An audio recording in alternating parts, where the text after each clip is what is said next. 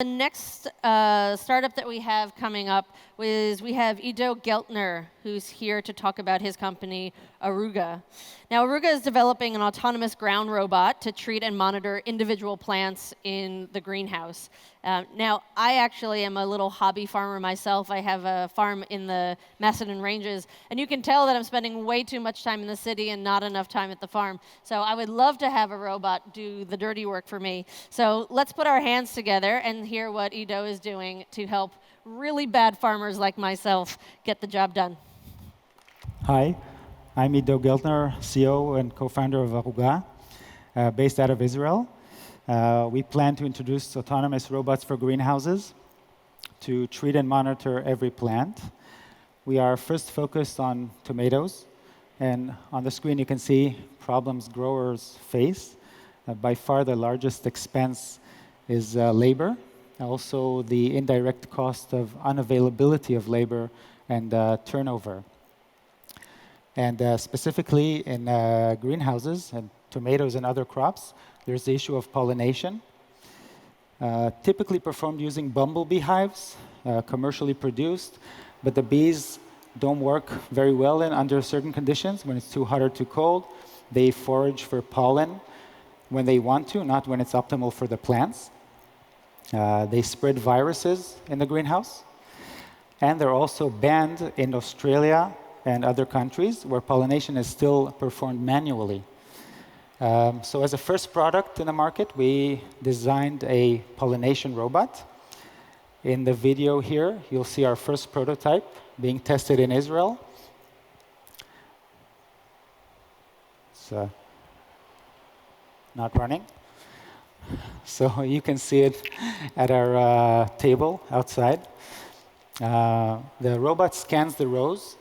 It detects, using machine vision, it detects flowers that are ready for pollination.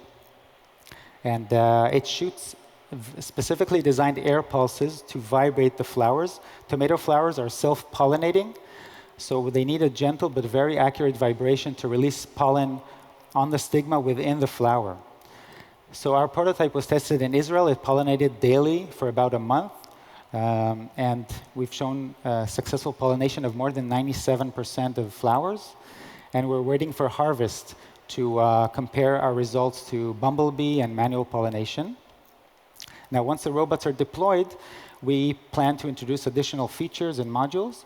The first one is probably going to be non-contact pruning. So we've tested some methods to apply heat to flowers and damage them to prevent fruit setting, which is now done by workers. It's very labor intensive. And so once we finish our proof of concept in Israel, we plan to bring robots to Australia and test them here and launch our first commercial product later, before the end of this year, followed by additional modules like non-contact pruning. So thank you from all my team back in Israel. And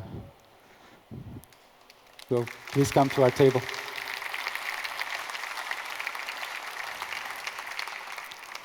Outstanding. Thanks so much, Ido. Now, for those of you who needed translation, when he was talking about tomatoes, he was talking about tomatoes. So just in case you guys missed that. And I didn't expect us to get right into the birds and bees conversation. So always good to talk about reproduction in the middle of the day. That's great. We're very direct, Israel is right.